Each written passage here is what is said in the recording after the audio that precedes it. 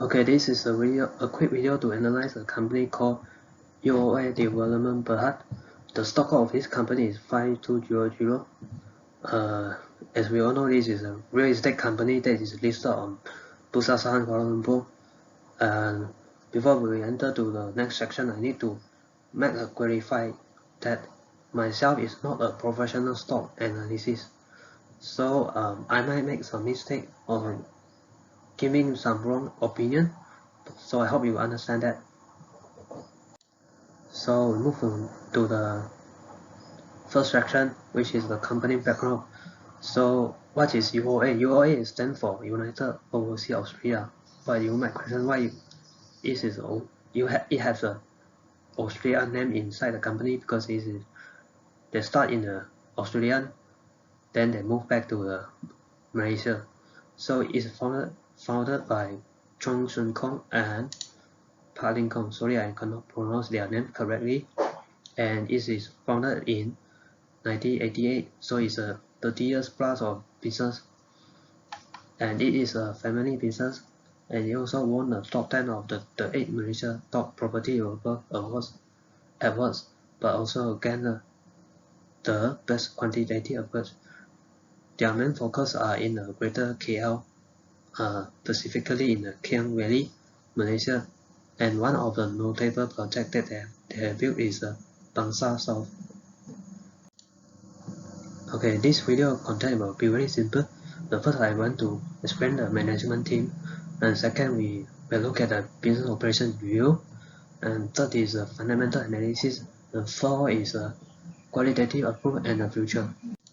So first, management team. Okay, this is a key person in charge. Of course, they have many others board of directors, but I just put some important figures that are responsible running this company. So the first chairman is called Alan Charles Winbrook. I think he's Australian, involved in the professional accounting in public practice for over 33 years. So he should be dealing with the financial operation of this company. And second is a managing director, which is the most important person and one of the founder of this company, called Kong Chon Sun. Has more than 35 years of experience in the construction and property development and complete numerous residential, industrial, and commercial development in various parts of Kuala Lumpur. So bit of player know what they're doing, have been in the industry for many years. And third is compiling, oversee the planning and design of a good commercial and residential project, and also responsible for identification and negotiation of new land acquisition. So as a real estate company, they need somebody in charge of buying the land so they can build the property in that land. So noted that I highlight the text, the years that when they joined the company. So 3 of them have almost, I think it's 10 years above of the tenure they're working for this company or in charge running this company. So it's a very strong and experienced management team. Okay, I said this is a family business, right?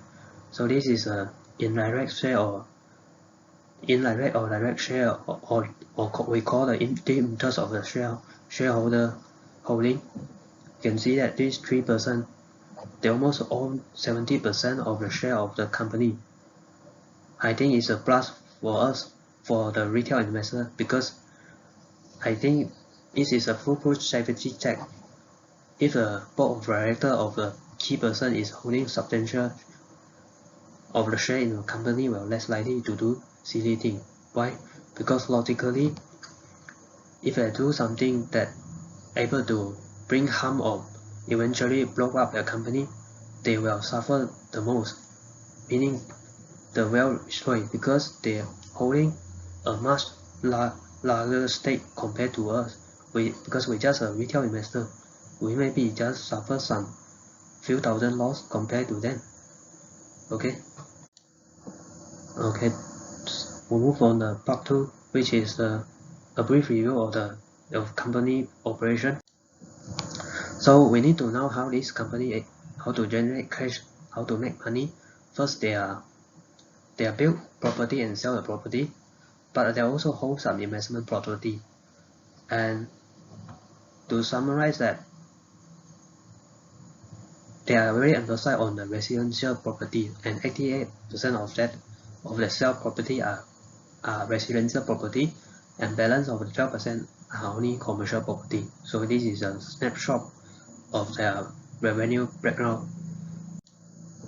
So this is a ongoing project development of this company they are currently doing, which I obtained from the annual report. Of course, you can get more information from that. So some projects including Balan Durajak, UOA Princess Park, Southern Lifestyle, and Central Point. So we look at this business model advantage, the perspective from the retail investor.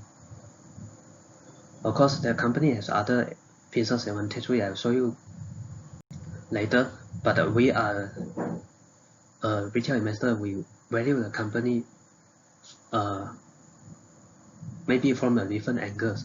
Then first we want to say that the company is the first advantage that you see of this company. They are using their own capital. If you're aware that actually many property developer in Malaysia are high leverage, they're using a lot of debt to buy the land and build the property. But UOA is their management team is very conservative, and it has a very low debt to equity ratio. And second, they are using a pre-selling and build and hold model because they are not using debt, so they are not worrying when they are not under pressure to pay back the loans.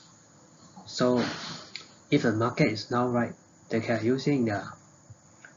hold the property until the market is fully recovered compared to others, because they need to quickly sell off the property to pay back the loan, and most of the property are pre-sale, nearly 80%, which is a plus. And third is more important, we want to buy a business that have high gross profit margin and net profit margin, and this company has a very higher profit margin compared to other peers. I think it's between 30 to 50% seen from the year 2015 to 2019. I tried to find out the reason, and I do some research on the internet. Say that this company they like to use on contractors, and you not really rely on using the external contractor. It might a simple reason they explain that they're able to reduce the expenses and boosting their profit margin. Okay, we look at this business model strength from perspective from the company. So first is it is a stock-down property developer, and as I said, I am the layman. I am not a person inside the industry, so I'm not sure what did this top 10 property developer stand for. So I do a very simple way. I do some research on the forum, and I found that there is a forum discussing on buying and selling house. Many people will say that which property developer product is okay, or which property developer product is very not up to the standard. As I surprisingly I found that many comments that say that your apartment product is trustable and is acceptable, and secondly is not overbuilding. So if you're aware that Malaysia have a real estate have a oversupply problem, not only limited to residential but also including the commercial property and even the shopping mall. So they choose the other way. They have an alternative solution that you can choose the way to enhance the project that are already embarked, such as building a medical service center or building some other service such as hotel or on any hospitality service, and they have a chance to explain abroad. They currently have a project. I think they are currently have some development project in Australia, and they plan to build a office tower in Vietnam, because in Vietnam that country is still lack some office tower. And four is as I said, this company is not build and sell. They also hold some investment property. They have a recurring income, which means that the car parks, they have a car park from the Bangsa side which can able to collect around 30 million per year and the rental income from other investment property. This recurring income is quite substantial. It's able to cover the dividend payment, which I show you in later. So we move on to the fundamental analysis. So this is continue to the last part. As I think they have other income. As I said, that figure is very big. You can see itself from the annual report. This is an annual report from 2019 from the P&L statement. In 2018, they have a 240 million plus collect from the rental and car park and others investment property. And this 200 million plus is very adequately to cover the dividend payment. In 2019, they increased again further to 2062. So to put it in a simple way, this is a very advantage for this company. So they are using the other income is enough to pay the shareholder dividend. They are not to rely on the sale of the property from the revenue to get the net profits to pay off the dividend. Instead, they have a guaranteed source to pay the shareholder dividend each year. Okay, over the year, they're able to grow their equity from 3 million to 5 million in 2019, and which have a 9 to 10% average per year, and mostly due to the retained profit, which I'll show you later.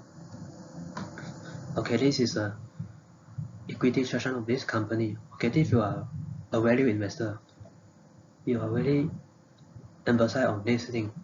This thing can call this retained earnings sometimes called as an appropriate profit or reserve in some other company balance sheet, but they are mostly the same thing because this is things that to make sure that the ability of a company able to pay out the dividend in the future years. Because let's say if a company have a negative loss on this financial year, they still able to pay out the dividend because they can use the retained earning or the appropriate or reserve to pay out the dividend. And the beauty of this company is their return profit or return earning is greater on their share capital. If we're using the return earning divided by the total share, we can get 1.30 per share. I think it's a very good bargain. And not to mention, by the way, this company has a 30 to 50% of the dividend distribution policy based on the net profit they make each year. But actually, their dividend payout ratio is every year is greater than this figure. And we move on to the current asset section. This company is a net cash company. Okay, it has a 700 million plus cash in hand, plus the fixed deposit with the license bank 200 plus million, and cash holding 500 million. So total is 700 million. So we divided by the total share, we can get 0.33 cash per share. Okay, so we can say this company is a very cash-based company.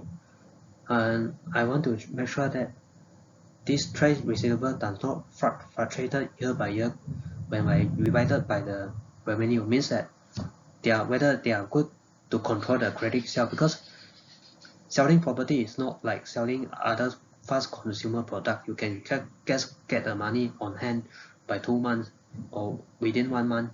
But property you only need to receive the full payment within 1 to 3 years. So I checked and maintain their credit sale percentage that is stay from 30% to 20%.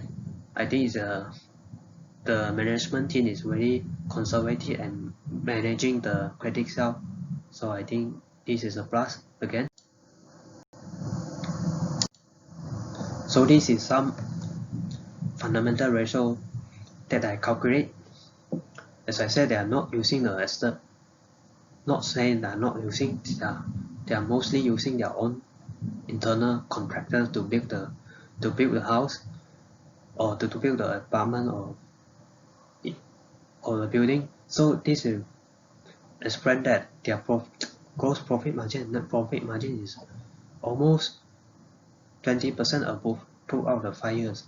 If you're able to calculate the others, their peer competitor, you can find out that their net profit margin is much lower compared to the UOA. And this is NTA, which is almost same like the book value, which is total asset minus by total liability divided by total share outstanding. And usually we use NTA to look at the PB. Now the PB is less than 1, means that maybe the company is undervalued. But it's my own opinion. I'm not sure this company is undervalued. You need to make your own decision. And what I want to say is the company is very generous paying out dividend. It has maintained 6% above for dividend yield throughout the 5 years. I think the market have the real estate in a down cycle since 2017, but it still maintained the dividend yield and the dividend per share. The dividend per share also quite consistent, which is 10 cents above, in 30 cents in 2015, and then 50 in 2006 and 2017, and 14 in 2018 and 14 to 2019. As I can say, we said and I shall show you in the previous balance sheet that there is no problem the company paying maintain this dividend yield in the future up to 2 to 3 years, because they have very strong retained profit and strong cash in hand position. So this is a qualitative outlook approach. Okay, this is the outlook of the current real estate industry. So Malaysia real estate industry actually is in a down cycle in 2017, and there is a problem that many young people cannot afford to buy a house. It's a common problem that we all know, and many young people refuse to buy a house. I think that changed some mentality. And secondly, there is an oversupply of building, whether it's commercial, residential, and even shopping mall. So to change the current situation, government policy is very important. Low base rate, or previously we call as a base rate, might be a catalyst. Actually, the low base rate is a mortgage loan rate that you obtain from the bank to buy a house, and it also depends on the overall country economic performance. And four is what I said is research said that medium price house are more easily to sell. The definition of a medium price house means that any house that is sold between 300k to 400k, and as a result, more and more higher price house will remain unsold. Again, it's a prediction. I think it holds some truth, but you need to make your own justification. And I also found that actually you're not guaranteed to make any money if you sell medium price house, because you also depend on the land price and how efficient of the developers. Because if you buy the land, it's very expensive, and you sell the household price is in the median range, and of course if you have scale out your profit margin and the net profit margin, and it's possible to not to make any money from selling a medium price house, because many competitors are doing the same thing. Because as you know, now medium price house become a trend, and many competitors were doing the same thing. So I see how the UOA is dealing with this situation. They say they will stay in their own niche and study the market first, not to follow a crowd. Okay, this is a wise decision, and I give you credit to the management team. And four is the problem: house speculation is remain high. Okay, this is also a common problem in the Malaysian real estate industry. Okay, this is the final part. The beauty of the UOA Development Berhad, based on my perspective and based on my general preference. Firstly is a net cash company, which means that their cash holding is greater their net borrowing. It have a bulletproof balance sheet, huge return profit, and 700 plus of million cash in hand, which I showed you in just now, and skill and experienced management team. Now what they're doing, big operator in the industry, conservative approach running business, had to use debt. Again, this is my general preference. Director is a substantial shareholder, nearly 70%, less likely to do cheating. The reason I have already explained just now. Proven track record, positive operating cash flow and net profit. It have a positive operating cash flow year by year since 2015 to 2019, and also including the net profit. So we can say that this company is every year make money.